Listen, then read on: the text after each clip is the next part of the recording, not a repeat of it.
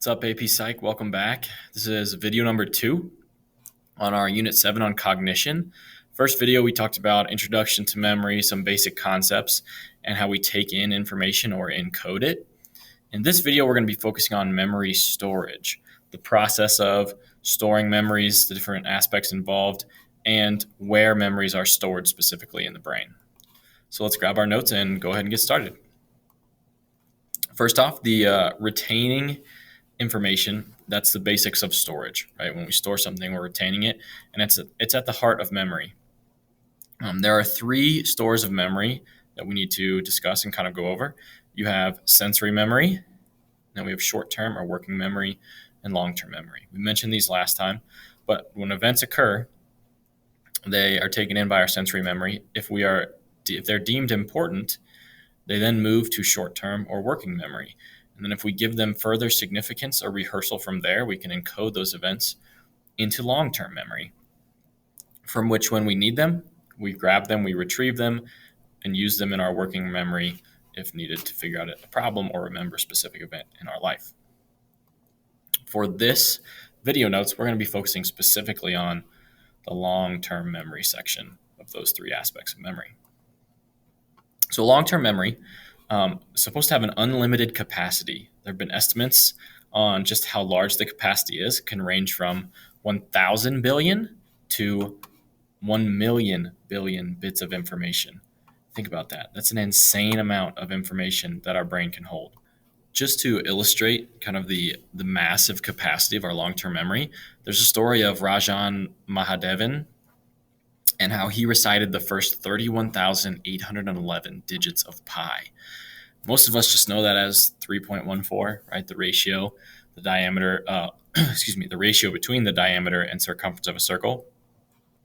Some of us might know a little bit further, 3.14159, and maybe a little further than that, but it continues on indefinitely. And he used memory techniques in his long-term memory to encode and store 31,811 of those digits, which is pretty crazy. So there have been some studies to determine exactly how memories are stored and where they're stored. So the scientist, psychologist Wilder Penfield, in 1967, he did some experiments where through electrical stimulation of the brain, he concluded that old memories were kind of etched in the brain like a video recording. And so he was stimulating parts of the temporal lobe, because that's where the hippocampus is, right? Where new memories are formed. And he had patients report vivid experiences of memories and things that they had done. However, as time went on, Loftus and Loftus reviewed Penfield's data, and they showed that only a handful of those patients that he worked with reported flashbacks, and that those memories were not absolutely accurate, including one of a woman who described a memory of herself as a 7-year-old, but she was telling it from a third-person point of view, which didn't make sense from a memory perspective. So there's been a debate, and people originally thought that memories were etched in your brain like a video recording, all of our memories. As we know now that not all memories are recorded and stored forever in our long-term memory, and we can have some serious issues with accuracy, which we'll get to when we talk about eyewitness testimony a little bit later in the unit as well.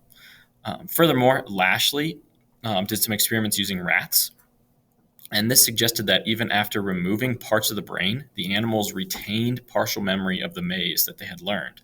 So this kind of pointed to the fact that, maybe memories aren't all stored in one place, like the hippocampus or the temporal lobe. Maybe they're stored throughout the brain according to what memory it is and what those memories are used for.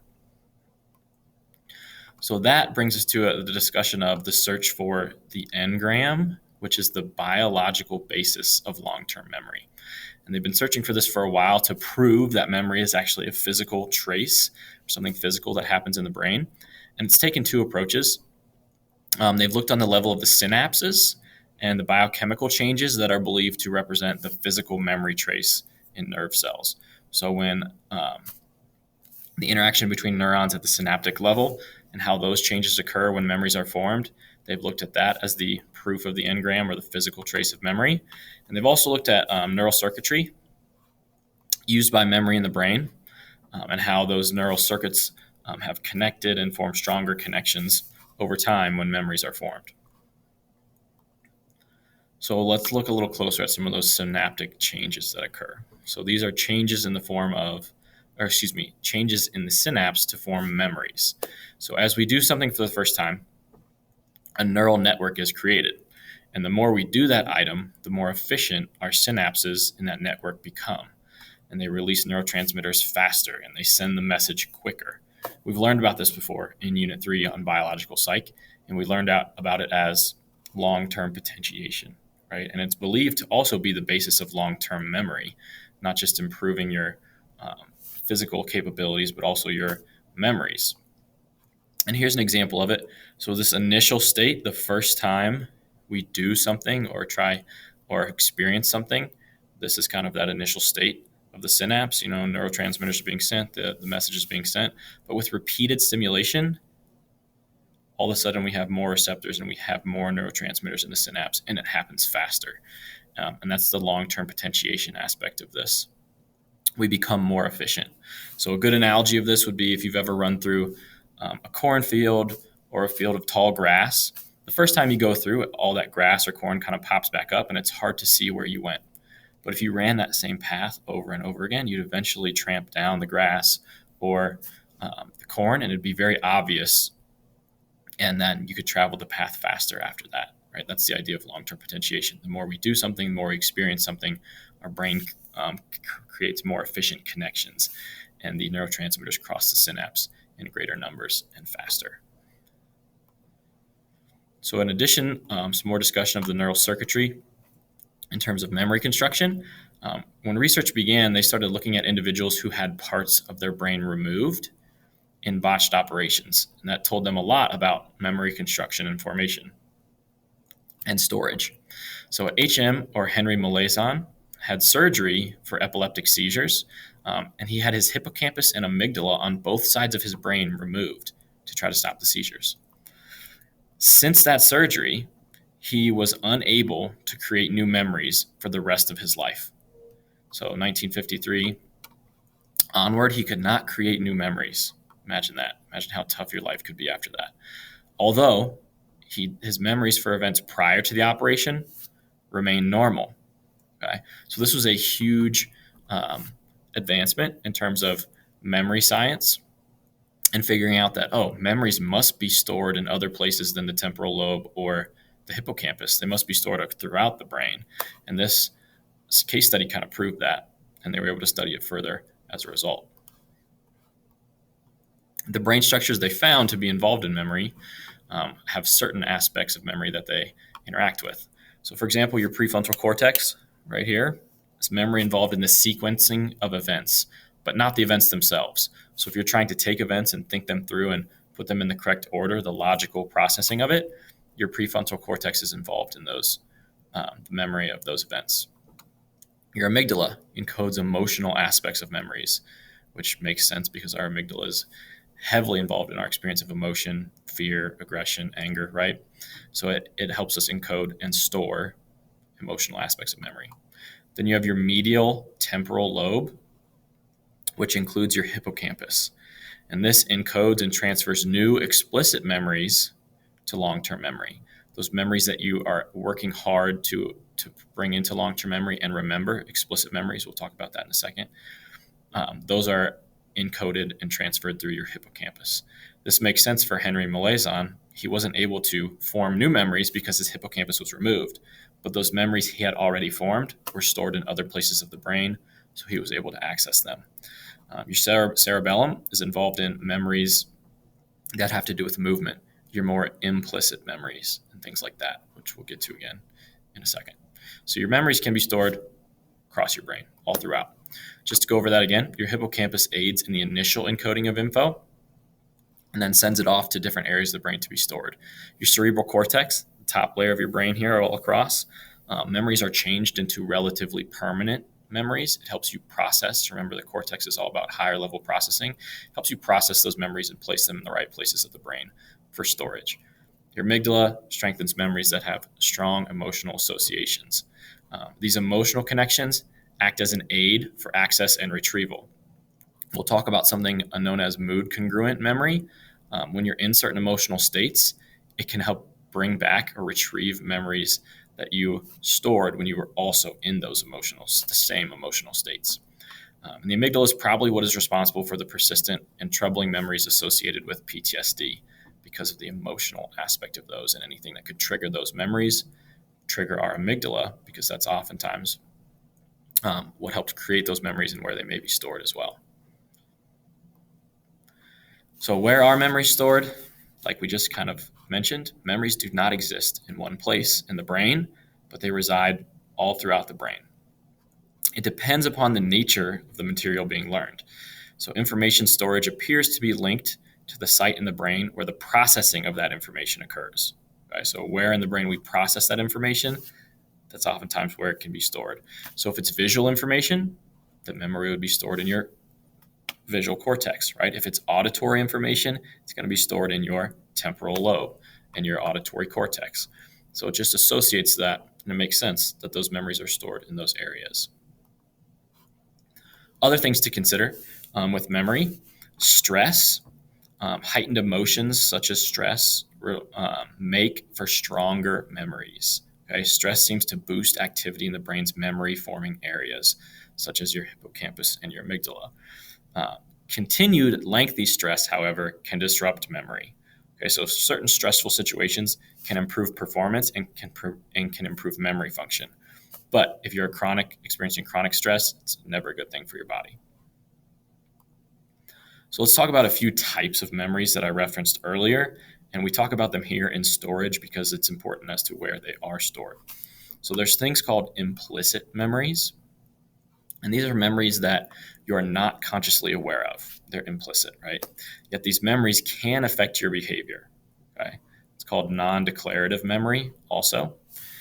They're processed in other brain regions, including your cerebellum. Okay, so for an example here, you haven't been swimming in ages and you don't remember learning how to swim, right? Who knows, okay? But your friend pushes you into the pool and your body naturally remembers how to swim. You have this implicit memory that you're not even really aware of anymore. That saves you, right? That's the idea behind implicit memories. Here's some more examples. And oftentimes we call this, or a type of implicit memory is procedural. It's memory for skills, motor and cognitive, and habits or conditioned items. Typically, you don't think about the how-to after you've learned the info. Okay, so these are things we do on a daily basis that we might not even consider to be memory-based, but they are because we just do it so often. So you have driving to school, right? Riding your bike, tying your shoes. All of those things you might not be considered to be like a memory-based activity, but it is. It's just become so second nature to you. It's a procedural memory that you really don't even have to think about anymore. So next up, the opposite of implicit is explicit, and we call this declarative memory. It's intentional or conscious recollection of information. This is stuff that you're deliberately trying to remember. Think about when you're studying, you're deliberately trying to take in the information and remember it. This is processed in the hippocampus, where you're forming this new declarative information, and then it will be stored. So, a huge important part of explicit memory. During slow wave stage 3 sleep, the hippocampus is active, meaning that the memories from the day are processed and filed in the appropriate areas of your cortex. So if you're learning new items, we've talked about this a lot, you should get plenty of sleep to strengthen those new memories. And you can kind of see here the difference. Explicit memory, info you're consciously working to remember. Those vocab terms for AP Psych, those math concepts for calculus. Whereas implicit memory is info you remember unconsciously and effortlessly. When one of your past favorite songs comes on the radio from 5 years ago and you just start singing every word and you're like, how the hell did that happen, right? That's part of your implicit memory. Okay? So explicit, declarative, or intentional. There's a couple categories of explicit memory that we need to discuss as well. So you have two types. Semantic, and this is memory for language, facts, general knowledge, and concepts. Okay, this is the I know that, I get the meaning of that type of memory. This is much of what we learn in school. Semantic, language, facts, general knowledge, oh, I get the gist of it. I get the meaning of it. I'm trying to learn what it's all about. That is compared to episodic memory. Think of that as the episodes of a TV show, right? These are memories for the biographical details of our individual lives. That's the, oh, I remember when this happened, right? I hear you all talking about this in class. Like, don't you remember when we did this together? That's an episodic memory compared to semantic, which is much more factual and general knowledge based. Episodic memories, they store temporal coding like time tags and context coding. So that identifies when and where these things happened. And that's why when you remember these different episodes of your life, you're like, oh, don't you remember it was this year, it was this time of the season, and this is where we were, and this is what happened. That's your episodic memory versus your factual understanding the meaning of things memory. School-based versus events in life. All right, so that pretty much wraps up our storage discussion. We'll look over it in class as well, talk about it a little bit more, rehearse it so we can get that into long-term memory. But if you have any questions, please let me know.